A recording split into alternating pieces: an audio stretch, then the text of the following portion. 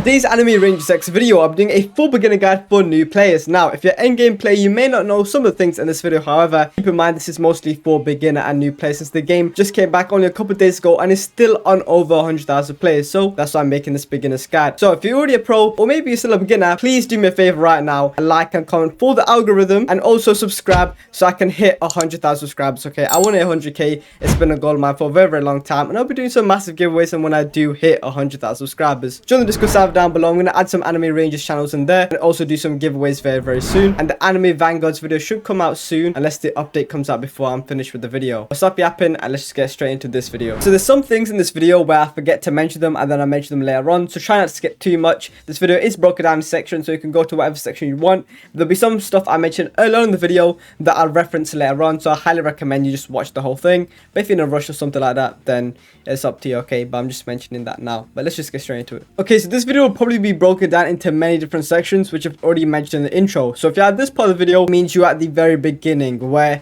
I'm teaching you pretty much the gameplay of the game, how the game works and pretty much what it is. I guess you could say it's a little bit different to the classic tower defense games. However, the game concept isn't too complicated, but I'll go over it in this section of the video if you're completely new to the game. So let's go over it. Now, when it comes to core gameplay mechanics, apparently it can be similar to a game named Battle Cats. Now, I've never played Battle Cats before, so I don't know how similar it is, but apparently they're very similar. So all you pretty much do is you click a unit, boom, and it comes out the back of your base, and then it runs towards the enemies that constantly spawn until you defeat the boss, and then you defeat the base. So let's say, for example, you have Kizaru, you have to defeat Kizaru, and then you defeat the base, and then there you go, you beat the stage, and then you constantly do that over and over again. You can upgrade your units. Now, what is a little bit different to TD games is, let's say I upgrade my Marge right here to, let's say, max level. Now, certain units in this game have more than one placement, okay? But I only have to upgrade one of that unit for it to affect all four. So let's say, for example, Naruto, right? Okay, I can max upgrade, there you go, twice. But I can place more than one of them and then always be max upgraded, meaning I only have to max upgrade him once, if that should make sense, right? So yeah, there you go. That should hopefully make sense. So yeah, pretty simple concept. Now, some things you need to keep in mind that's a little bit different to maybe some games is that these units have ability damage. Now, ability damage pretty much means, you know, they'll do an ability and the base of that damage, and then that's their cooldown. So not only do they have their damage and the SP and the health, they also have ability damage and ability CD to keep in mind. So certain units, for example, like Gogeta, if I can just spawn him, will have high ability damage and high ability CD.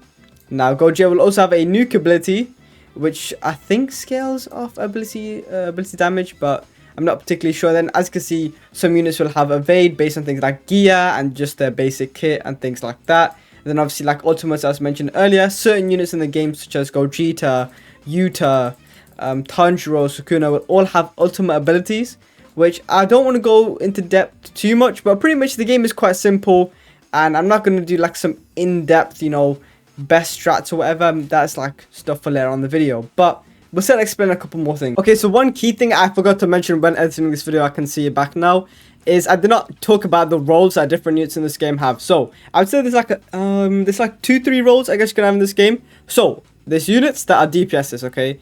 There's units that are tanks, and then there's meat runners, fodders, and then technically you have supports. But we won't talk about supports too much because they're quite simple supports. There's not even too many in the game at the moment, but there's units like, you know who does freeze, then you got the bunny girl who does heal. You get the point. There'll be more in the future, but right now there isn't too many and it's nothing too crazy. But what I want to talk about most is certain units are, and I didn't talk about range either, which will, you know, go along with what I'm saying. So units like Madra, for example, they're kind of like a hybrid as well. So Madra has a lot of health and he can be considered a tank, but it can also be considered a DPS because of his range. Now, DPS units obviously consist of having lower health but a lot more damage, but it's also impacted by their range. Now, why range in this game matters is because, let's say a unit has high range. It's a good example. Okay, we use Gogeta as an example. If a unit has high range like Gogeta, for example, they'll pretty much chill in the back because they have so much range and then do all the damage. And then the units with lower range and more health will go in front, such as like, is Broly a good example? Legendary Saiyan. As you can see, he has low range, then he has a lot more health. So he'll just stay up front, you know, tanking the damage. And then my Gogeta will stay in the back doing the DPS. So that's kind of how it works in this game. More range, more damage, most likely a DPS. Madra is a little bit of a weird one because there's a lot of health, even if I don't have the traits, whatever, compared to others. But it'll also have a decent amount of range and whatever. So it's kind of DPS, like So different units have different roles is what I'm trying to say. And when you see tier lists, like such as mine, you'll see exactly what I'm talking about when it comes to like who's the DPS and whatnot. Some DPSs will have low range, but it's like look at my Itachi, for example. Look at that range, 17 range. Then he has lower health. You get what I'm saying? So you get the gist, hopefully. Hopefully you understand what I'm trying to say. Okay, another thing I forgot to mention, well, I said it and then I didn't explain it, was the meat runner / fodders. Now, there's certain units in this game who just genuinely have a lot of speed. Like, I didn't mention speed as well, so that's another thing. I'm forgetting things and then just mentioning it along in the vid, so yeah, hopefully you're watching the whole thing right. But as you can see, we've got speed here, so obviously things like Naruto, they have high speed, but they have low health. Now, pretty much what this means is, they'll run faster, obviously, than all your other units. So they'll go in front as like a fodder, like they'll distract the enemies.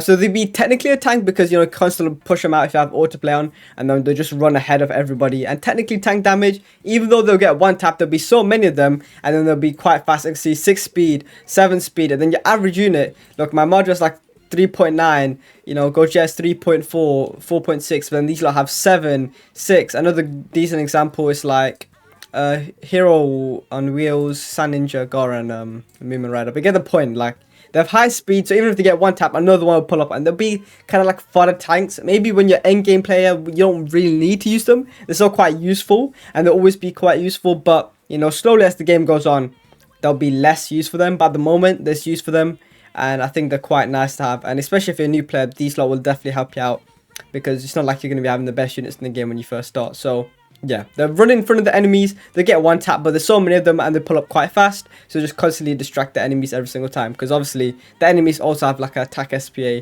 and whatnot. Now when it comes to outside just the core gameplay of playing the stages or whatnot, there's a couple of things to keep in mind. Now honestly, it isn't too complicated, especially since we're talking about beginner's guide during the release of the game and only one update being out, but we'll still go over it. So you've got the classic summoning system. You've probably seen this if you play Roblox, okay? It's just like any other TD game. You got your gems from things like the play stages such as story, whatever. You go on summon and you summon. So you have a standard banner and a rated banner. Now it's quite interesting in this game because the standard banner and the rated banner, sure, rated banner has better percentages, but it also is double the price. So realistically, whatever meta units are in the banner, just summon for that. So if there is like Saber, who's actually decently meta on this banner, just summon on this one rather than for Shanks, who isn't that meta. It doesn't really matter which banner they're on, because sure, it's 1%, which is actually decently high. It's also, you know, 2 times as cheap. So it's, don't look at necessarily the rated banner and the standard banner. It just depends who's actually on those banners. And I'm assuming that when new units come out, they won't necessarily be on both banners, but if they are, then honestly just summon on whichever banner has the meta unit. Okay, that's, keep it as simple as that. Now there's also a shop section which some of you may have not noticed, but it's kind of, I don't really like it too much, because a lot of things cost gems, and gems in this game, sure, you may be able to get a decent amount, especially when you're endgame player, but still, certain things like buying Dr. Vegapunks, which I explain in a second, are very, very expensive. So realistically, I would just stay away from the merchant or shop, whatever you want to call it, because I just don't think it's worth it in my opinion. Okay, then we'll move on to limit breaking. Limit breaking, also quite a simple concept. You can get these Dr. Vegapunks, which when you get 2 of them, can ascend your unit and limit break them to level 100. So the max limit break is level 100, and every 2 that you can consume, it'll go up by 5 levels, as you can see. So right now, we're at 65. If you consume another 2, it'll go to 70, then it goes to 75, then it goes to 80, 85, 90, 95, 100. Now the main ways to obtain these Vegapunks is simply by either gaining them from level milestones or by doing challenges. As you can see right now, actually, he's in one of the challenges of 1% drop. But that might seem very, very low, but we gotta keep in mind you could do the stages in less than a minute. So yeah, it's not as bad as it sounds. And also range crystals, which could be used to craft Evo items. So if we just go to Evo right here, if you want to craft Evo items, you'll need range crystals, and then you need these stages. I mean, you need these items that you get from different stages in the game, such as legend stages, whatever. You can literally just click on them to see where to find them. So I don't think I need to explain too much about that. Same goes for gears, but gears are very, very difficult to craft. So yeah, they are very, very broken. You get a lot of them from level milestones, like I mentioned earlier. But farm them is a little bit of a pain, to be fair. Then obviously you got evolve tiers. I don't explain this too much. You got hyper and ultra evo. Let me just double check. Okay, so how pretty much Ultra and Hyper Evos work. You can only Ultra and Hyper Evo a unit once. So, let's say I want to Hyper Evo or Ultra Evo this bunny. Which one would I pick? You can only pick one. You can only do it once. You only want to do Hyper Evo if a unit is one placement. The reason for this being is, if it's a one placement, you're not going to be constantly sending it out. But you also want it to be cheaper to place down. However, if it's more than one placement, you can place more than one at one time. Then you want it to be Ultra Evo because you want to be sending a lot more, even if it's a little bit more expensive, if that makes sense. And one placement I'm talking about, a certain unit such as Bunny, you'll place her and then be like, even if the cooldown's gone, you can't place another one until that Bunny dies. However, a unit like Ace, you can actually get 3 down, and until one of them dies, you can, send another one. So hopefully that makes sense, okay? And obviously you got Evo, you actually get a little bit of rewards when you Evo a unit, but obviously the main thing is you're making that unit better. So yeah, I think that is quite simple. You also have stats, so you can do stat rerolls on worthiness. You gain worthiness when you gain kills on a unit. So let's say my bunny gets a bunch of kills, she'll get a bunch of worthiness, and then when I roll, there's a higher chance that she'll get a better stat. But I wouldn't worry about it too much because you can farm a lot of keys in the game, and you pretty much just roll until you get a better one. But what's quite nice about this game, you can stack worthiness. So as you can see, for example, it doesn't go up to 100%, it can go up to 640%. Which is very, very nice, and it'll only use 100% per roll. So if I just roll this range, for example, boom, there you go, and it'll use 100%. I'll roll it again, there you go. Let me get a stat back, but you get the point, okay?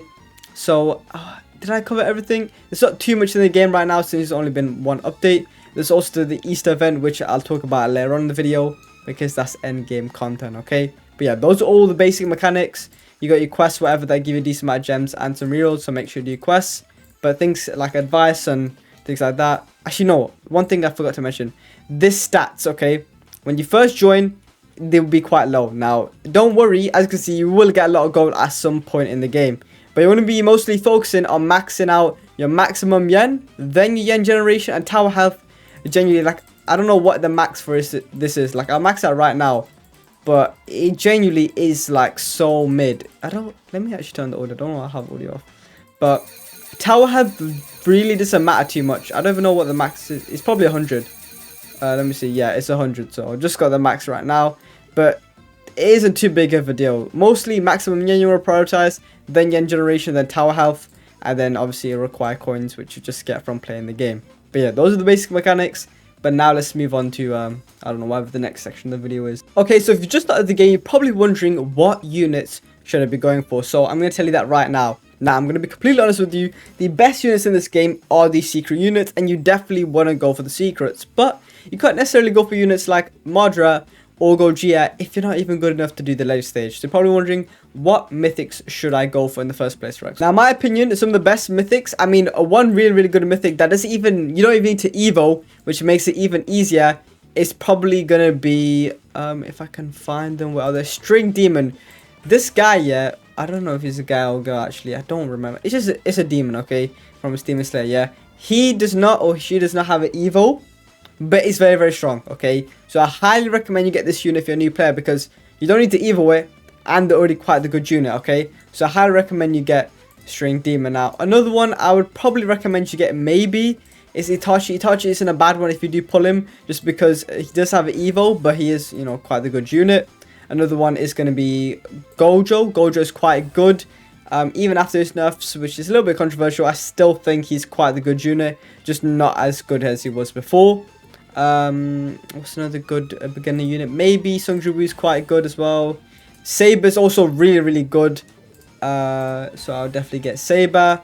And then I would also get Broly. Those are all like the top mythics. However, if I'm just going to be completely honest with you, what I would do if I first started the game, I'm literally just going to get String Demon, okay?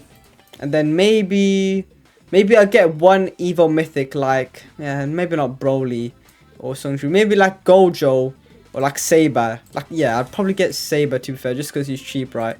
I'd get Saber and String Demon, Evo Saber, in my opinion.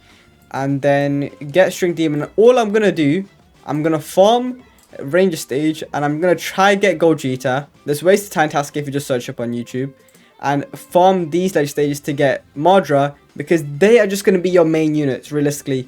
Like, Mythic Evos compared to Secrets, there's a gap, okay? Secrets are just the best units in the game by far. So you just want to get decent mythics, whatever, and then as soon as you can farm these later stages, just farm them. You don't need to be collecting all the mythics. If you want to, that's up to you. Certain mythics will be like, you know, met in the future, but when you first start the game, if you want to get as good as possible, you know, as fast as possible is what I'm trying to say, speaking fast. If you want to get as good as possible, as fast as possible, get String Demon, maybe get a Mythic Evo if you need to, and then start trying to get Gold Cheetah and Mardra. And if you're AFKing, another great secret is going to be Ace. He's very, very meta. And you can get him from the time chamber. So literally, you sit in the AFK world, you go in here. So this could be another idea. Maybe get String Demon, and then maybe you literally sit in the time chamber until you get Ace. Because we go in the time chamber, I'll show you exactly what I'm talking about. If it can, you know, teleport me and load. Okay, so the teleport, as you can see, there's 0.5% chance to get a secret unit being Ace, who's actually a meta secret and a very, very good secret, especially for beginners. But a unit I still use and a lot of people still use because it's just a great unit, okay? So you can always sit in here, and then if you want to know if you got him, simply return to lobby, check your inventory, and maybe you'll have him. So maybe you can overnight this, get Ace, and it'll just give you a jump start in the game. Or you can get String Demon, who doesn't even have Evo, and that'll give you a jump start. But what I want you to keep in mind is some of these mythics, not this time recording, but maybe in the future, will have certain uses. Like, especially Sungju, I feel like with his summon ability, he'll definitely have certain uses. Right now, Tatsumaki has a certain use in the Easter event. But those are the units I recommend. And then obviously for endgame content, get your bunny and whatever. But yeah, realistically, just go for the secrets. If there's new secrets, they're probably meta. Secrets is the meta in this game. Those are the units you gotta go for, man. Now, let's say you farmed the best units, you know, you understand the mechanics of the game. Now you're at this section of the video. What are the best things farmed? Now, first of all, if you haven't already, complete your level milestones. I don't know what it'll be in the future, but right now it's up to level 100, and the rewards are genuinely amazing. You get rerolls, you get gems, you get gold, and you get some of the best gear in the game. So there is no reason for you not to get your level milestones, and you just simply get it by playing the game. So honestly, just claim it. If you want to know the fastest way to get your level milestones at the moment, go to create room, go to story, go to the chapter 10, go to nightmare, I farmed that. That's the best way to get gems, technically, gold, technically, levels, and then there you go. But you don't get any reels from it. So what is the best stage to farm currently? It's pretty obvious. It's going to be the Easter event, okay? Right now, not only is it on a 2x event, it's already just, they buffed it already. So it's very, very good. So I highly recommend you farm the Easter event. I've already, like, since the game's got back up, I've farmed about 300 to 400 reels from the Easter event alone. And maybe not 400, like 300 from the game just being back up, which has only been like just a couple of days. So that just goes to show how broken the Easter event is. And I've gotten 2 bunnies as well. So yeah, I can't really complain. The Easter event is very, very good. That is like your end game content. The content that you want to constantly farm because it's going to be giving you great rewards. However, I'll also speak about what to farm, let's say, if there's not an event. However, I don't know, because the thing is, they'll add new game modes like Infinity Castle and Raids. So what you want to do is check out my channel, okay? On my channel, I'll always have an updated video on what's the best things to farm, rerolls, gems, gold, whatever. If you just go on my channel, I do it for AV and I do it for Anime Rangers, okay? So just go on my channel and go on my past videos and you'll probably find it because I would have already uploaded one. So just go check that. But one thing you need to be farming is challenges. Something I need to farm myself, but right now, I want to take advantage of the Easter event, 2x event, and all the reels I can get. But once I'm done with that, I'm just going to be farming challenges so I can get all my secrets that I've obtained, all level 100 limit broken. So I'm going to be farming challenges. You can farm it overnight. There's simple ways, probably on YouTube, but if you don't know how to, literally get an auto clicker, put an auto clicker on vote, put auto clicker on retry, and you should already have autoplay on, and it constantly vote when there's a new challenge and retry the current challenge. So yeah, and then you'll get a lot of Vegapunks overnight, which you can, you know, limit break all units to level 100 because they do make a major difference. And you'll get a bunch of range crystals for future evos and gears and whatnot. You'll also get stat keys, so it's a very, very good stage to grind, and you'll also get some gems and gold. So I highly recommend you farm challenges once you're done with the event or whatnot. So once the event's gone, that's exactly what I'm going to be farming. But I can't really yap too much about this because there's just not too much farm at the moment. I mean, obviously do your quests or whatever, since they can give you both rerolls and gems and gold, as you can see right there. But I think that's pretty self-explanatory. Okay, so there isn't too many mistakes you can make in this game, since, you know, the game is quite simple to understand. But some of the, you know, mistakes that maybe beginners might make, or some things that you might want to avoid, is first, doing the wrong evolved tier because you cannot reverse it. I have made mistakes. Okay, so I already mentioned this earlier, but maybe if you skipped to this part of the video, I'll explain it once again. You can only hyper ultra evo a unit once. You want to do hyper evo if the unit is one placement, so if you can only place one, and then even after the cooldown's done, if the unit is still on the field, then they're one placement if you can't place another one. If you can only place one, even after the cooldown's gone, it means it's one placement. If it's not, then it's you know, 2, 3, whatever placement. So if it's multiple placement, ultra. If it's not, hyper. And I already explained it earlier on the video in the mechanics section. Okay, so keep that in mind. So that is one thing you don't want to make a mistake on, because you can't reverse it. All right. Now the next thing is going to be traits. And now you're probably wondering, how can you make a mistake on traits? Well, what people don't seem to realize, in certain units, even Seraph can be one of their best traits, if not the best trait. Now I don't know about Capitalist, but I know Duplicator can be the best trait in certain units, and then obviously Sovereign is going to be just a broker trait in any unit, but some units will actually be worse on than others. Now it's going to be a simple factor. How many of the unit can you place? Like for example, there's certain units in this game you can place like 4 of, so you want Seraph on them. You don't even want Sovereign, because Sovereign's going to reduce their placement to 1. So it's going to give them a bunch of buff, but it won't be the same. And it's not like anime tag defense games where, sure, you might get Ethereal on your Alucard, for example, but you have to upgrade each one. In this game, you only have to upgrade 1. So the trait itself, being that you need to place multiple, isn't really that big of a deal. So always make sure you know what is the best trait. Because like, imagine you get Seraph on a unit that's 5 placement and you roll it off for Sovereign, you're probably going to get a little bit annoyed, you know what I'm saying, when you figure out that maybe Seraph is the better trait. But you know, Sovereign's broken on a new one, but I just wanted to point that out just for anyone who didn't realize, I guess. And the last thing is going to be not to neglect your stats, especially when it comes to maximum yen and yen generation. It doesn't really matter too much about tower health, and mostly to not forget, or if you're a new player, you probably don't know that there is gear in the game. I forgot to mention at the start of the video in the mechanics section, but there is gear, and gear is actually quite important. They can make a decent difference to your unit, because for example, if I look at my Madra here, look, this crown of 20 gives me 20% health. If I look up this right now, it went from, it literally lost 3k 4k HP, which is like, with some of the endgame bosses, that is literally like, you know, an extra hit. He can target an extra hit because of that gear. So make sure you don't neglect the gear system. Obviously I don't mean that you have to nerd it out, because you know,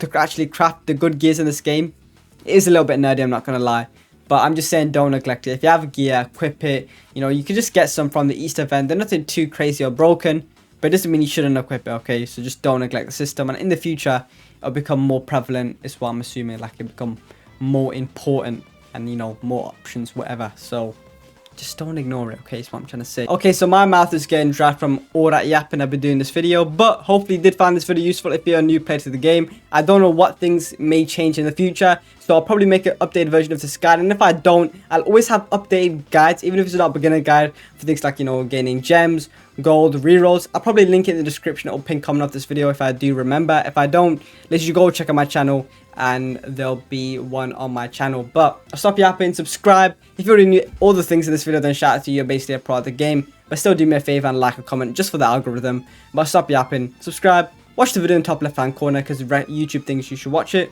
and I'll see you guys in the next video. Peace.